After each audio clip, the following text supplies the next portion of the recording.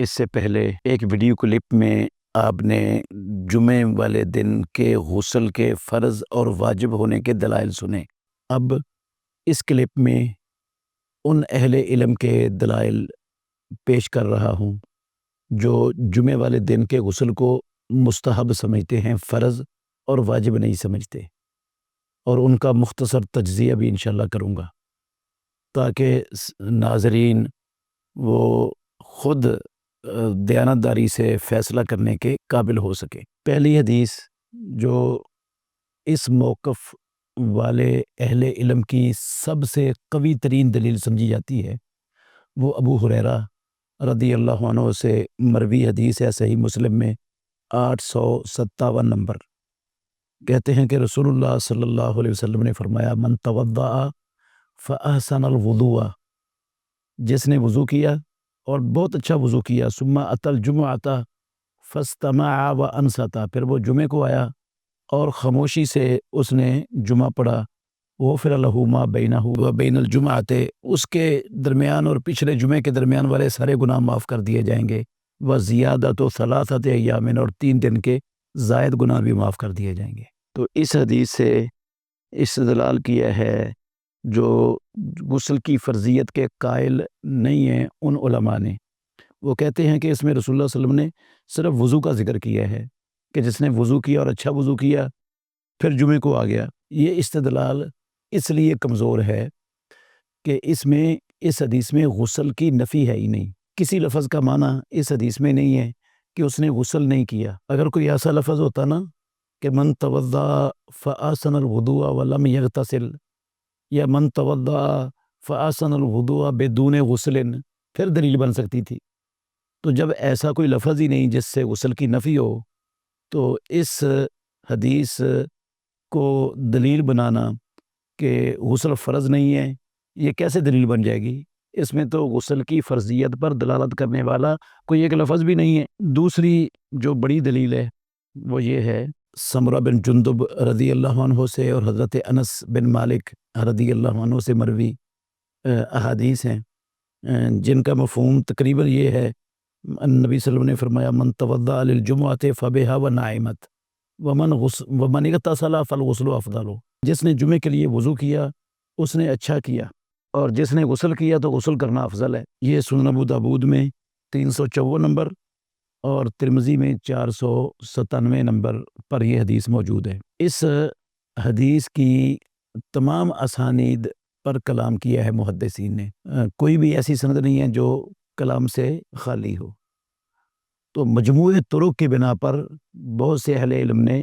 اس حدیث کو حسن درجے کی حدیث قرار دیے ہے، اور ہم اس کو حسن درجے کی حدیث مان لیتے ہیں، تسلیم کرتے ہیں کہ یہ حسن درجے کی حدیث ہے، اور حسن درجے کی حدیث قابل حجت ہوتی ہے۔ اس میں بھی جس طرح پہلی حدیث میں نے حدیث کے متعلق کہا، اس میں بھی کسی لفظ کا معنی نہیں ہے کہ غسل فرض نہیں ہے یا غسل کے فرض ہونے کی نفی کی گئی ہو۔ اس میں زیادہ سے زیادہ اس سے کوئی بندہ استحباب کی دلیل بنا سکتا ہے، تو استحباب بھی اگر چند منٹ کے لیے مان لیا جائے تو یہ پھر جن احادیث میں رسول اللہ صلی اللہ علیہ وسلم نے غسل کرنے کا حکم دیا ہے یا جس میں اپنے واجب قرار دیا ہے، ان احادیث میں اور اس میں تعارض ہی کوئی نہیں ہے، کیونکہ اس حدیث میں غسل اور وضو کے درمیان مقابلہ ہے کہ ان میں سے کون سا افضل ہے۔ تو یہ حدیث میں بتایا گیا ہے کہ غسل افضل ہے، وہ اس لیے افضل ہے کہ وہ واجب ہے، اور جو واجب چیز ہے وہ یقیناً افضل ہوتی ہے اس چیز سے جو مستحب ہو۔ ویسے بھی رسول اللہ صلی اللہ علیہ وسلم کا حکم دینا اور واجب کہنا یہ ایک زائد چیز ہے استحباب سے۔ اگر ہم کہنا کہ اس حدیث سے استحباب ثابت ہوتا ہے تو یہ ایک زائد چیز ہے، اس میں استحباب ہے، اس میں زائد چیز ہے، دونوں میں تعارض ہی کوئی نہیں ہے۔ تو جب تعارض ہی نہیں ہے تو دونوں حدیثوں پر عمل ہو سکتا ہے۔ یہ جو ہے زائد حکم یہ ماننا پڑے گا دوسری احادیث کی بنا پر، اور وہ زائد فرضیت اور وجوب ہے۔ اس سے اگر ہم یہ نکالنا شروع کر دینا کہ یہ مستحب ہے تو پھر اس آیت کا کیا مطلب ہوگا؟ اللہ رب العالمین نے فرمایا، وَلَوْ آمَنَ اہل الکتاب لکان خیر اللہم، اگر اہل کتاب ایمان لے آئیں تو ان کے لیے بہتر ہوگا۔ کیا اس آیت کا یہ معنی کیا جا سکتا ہے کہ اہل کتاب پر ایمان لانا فرض اور واجب نہیں ہے کیونکہ اللہ نے بہتر کہا ہے؟ جس طرح ادھر افضل سے استدلال کر لیا کہ فرض نہیں ہے، تو کیا اس سے استدلال کیا جا سکتا ہے کہ اہل کتاب پر ایمان فرض نہیں ہے؟ اگر کوئی یہ استدلال کرتا ہے تو کیا اس کے استدلال کو مانا جائے گا؟ یہ استدلال ہی غلط ہے۔ ایک جو حدیث ہے حضرت عائشہ رضی اللہ عنہ کی، جو اہل علم جمعے کے دن کے غسل کو فرض نہیں سمجھتے، مستحب سمجھتے ہیں، وہ حضرت عائشہ صدیقہ رضی اللہ عنہ کی حدیث سے بھی استدلال کرتے ہیں۔ وہ کہتی ہیں کہ لوگ جمعے کے لیے اپنے گھروں سے اور اوالی محلے سے آیا کرتے تھے مسجد نبوی میں۔ انہوں نے موٹی چادریں اون کی پہنی ہوئی ہوتی تھیں، اور رستے میں ان کو پسینہ آتا تھا، مٹی ان کے اوپر پڑتی تھی، تو ان کے جسموں سے سمیل آنی شروع ہو جاتی تھی۔ تو ان میں سے ایک بندہ رسول اللہ صلی اللہ علیہ وسلم کے پاس آیا، تو رسول اللہ صلی اللہ علیہ وسلم نے کہا کہ اگر تم کاش کہ تم اس دن کے لیے غسل کر لیا کرو۔ یہ صحیح بخاری کی 902 نمبر حدیث ہے۔ تو اس سے بھی انہوں نے استدلال کیا کہ رسول اللہ صلی اللہ علیہ وسلم نے غسل کا حکم نہیں دیا، آپ نے ترغیب دی ہے غسل کرنے کی۔ تو اس سے معلوم ہوتا ہے کہ غسل کرنا مستحب ہے، اور غسل کے حکم کی وجہ، سبب، علت وہ بدبو آنا تھا، سمیل آنا تھا ان کے جسموں سے پسینے کی۔ تو جب سمیل آنا ختم ہو گئی تو پھر یہ غسل کرنے کا بھی حکم ختم ہو گیا۔ یہ استدلال بھی نہایت ہی کمزور ہے۔ اس لیے کمزور ہے کہ کسی حکم کی علت کے زائل ہونے سے اس کا حکم بھی زائل ہو جاتا ہے، وجوب ختم ہو جاتا ہے۔ حکم کی علت زائل ہو جائے تو وجوب ختم ہو جاتا ہے، یہ بات درست نہیں ہے۔ اس لیے درست نہیں ہے، حکم ختم ہونے سے وجوب ختم ہو جاتا ہے، علت کے زائل ہونے سے وجوب ختم ہو جاتا ہے، فرضیت ختم ہو جاتی ہے، یہ بات درست نہیں ہے۔ اب غور کریں، بیت اللہ میں طواف کے پہلے 3 چکروں میں رمل کو مشروع کیا گیا تھا، اور یہ مشرکین مکہ کو غصہ دلانے کے لیے کیا گیا تھا۔ اب تو علت ختم ہو چکی ہے، مشرکین مکہ وہاں پر ہے ہی نہیں، تو اب رمل ہے طواف کے پہلے 3 چکروں میں، یہ ختم ہو جانا چاہیے۔ جس علت کی بنا پر یہ مشروع ہوا تھا وہ علت تو زائل ہے، تو اب وجوب اور فرضیت بھی اس کا ختم ہونا چاہیے، لیکن اس کا کوئی بھی قائل نہیں ہے اہل علم سے۔ اسی طرح جو شیطان کو رمیہ جمرات ہے،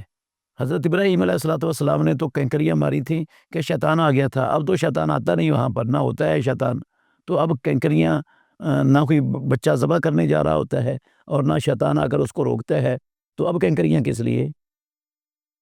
وہ علت کے زائل ہونے کے باوجود فرضیت اور وجوب کا حکم باقی ہے۔ اس لیے اس سے یہ استدلال کرنا علت ختم ہو گئی ہے تو اب یہ غسل کا حکم بھی ختم ہو گیا اور استحباب کے لیے تھا، یہ درست نہیں ہے۔ ویسے بھی حافظ بن حجر فسقلانی رحمۃ اللہ علیہ وہ کہتے ہیں کہ یہ احادیث جن سے اہل علم استحباب کا استدلال کرتے ہیں علماء کرام، یہ واجب والے لفظ والی اور حکم کے الفاظ والی احادیث سے پہلے کی ہیں، اور جو حکم پہلے کا ہے بعد میں یہ اللہ کے نبی نے اس کو واجب کہہ دیا اور اس کا حکم دے دیا، تو وہ پہلے والا یہ بعد والا تو حکم جو ہے نا یہ ناسخ ہو جائے گا۔ جو بعد والی حکم ہے عمل بعد والے حکم پر کیا جاتا ہے، تو یہ بعد والا حکم ہے، اور اس کے بعد والا ہونے پر حضرت عبداللہ بن عباس رضی اللہ عنہما کی صراحت ایک حدیث میں وہ دلالت کرتی ہے۔ سنن ابو داود میں 553 نمبر حدیث ہے، اس میں اس کے آخر میں عبداللہ بن عباس رضی اللہ عنہما وہ صراحت کر رہے ہیں، ثم جاء اللہ تعالی بالخیر ولبسوا غیر الصوف، پھر اللہ رب العالمین مسلمانوں کے لیے بلائی کو لے آیا اور انہوں نے اون کے علاوہ دوسرے کپڑے پہن لیے، اور وقف العمل، اور عمل کے لیے ان کو ملازم، نوکر، غلام مل گئے، وہ خود کام سے ان کی جان چھوٹ گئی اور ان کی مسجد بھی وسیع ہو گئی، اور وہ بعض وہ سمیل، بدبو جو لوگوں کو تکلیف دیتی تھی وہ ختم ہو گئی، پسینے سے کی وجہ سے جو بعض کو جو ہے نا وہ تکلیف کا باعث بنتے تھے بعض کے لیے، وہ ختم ہو گئی۔ تو اس سے پتہ چلتا ہے کہ یہ پہلے کی باتیں ہیں، یہ ترغیب والی غسل کی، اور یہ فرض، واجب، اور جس میں رسول اللہ صلی اللہ علیہ وسلم نے حکم دیا ہے یہ بعد والی ہیں، تو بعد والی احادیث پر عمل ہوتا ہے، پہلے والی ان احادیث سے منسوخ سمجھی جائیں گی۔ ویسے بھی حافظ ابن حزم ظاہری رحمۃ اللہ علیہ انہوں نے اپنی کتاب المحلہ میں ایک اصول ذکر کیا ہے، یہ بہت زبردست اصول ہے اور سمجھنے والا ہے۔ وہ کہتے ہیں کل ما اخبر صلی اللہ علیہ وسلم انہ واجب علی کل مسلم وحق اللہ تعالی علی کل محتلم۔ ہر وہ چیز جس کے بارے میں رسول مکرم صلی اللہ علیہ وسلم نے خبر دی ہو کہ وہ واجب ہے مسلمان پر اور اللہ کا حق ہے ہر بالغ شخص پر، فلا یحل ترکہ، اس کو چھوڑنا حلال نہیں ہوتا، ولا القول بانہ منسوخ، اور یہ کہنا بھی درست نہیں ہوتا کہ یہ منسوخ ہے، او انہ ندب، اور یہ کہنا بھی درست نہیں ہوتا کہ یہ ندب ہے، کیونکہ رسول اللہ صلی اللہ علیہ وسلم نے اس کو واجب کہہ دیا اور یہ کہہ دیا اللہ کل مسلمن، اور یہ کہہ دیا حق اللہ تعالیٰ علی کل مسلمن، تو ایسے الفاظ والی احادیث کو نہ ندب پر معمول کیا جا سکتا ہے، نہ منسوخ قرار دیا جا سکتا ہے، اور نہ ان کو چھوڑنا حلال ہوتا ہے۔ اللہ تعالیٰ ہمیں سب کو حق بات سمجھنے اور اس پر عمل کرنے کی توفیق عطا فرمائے۔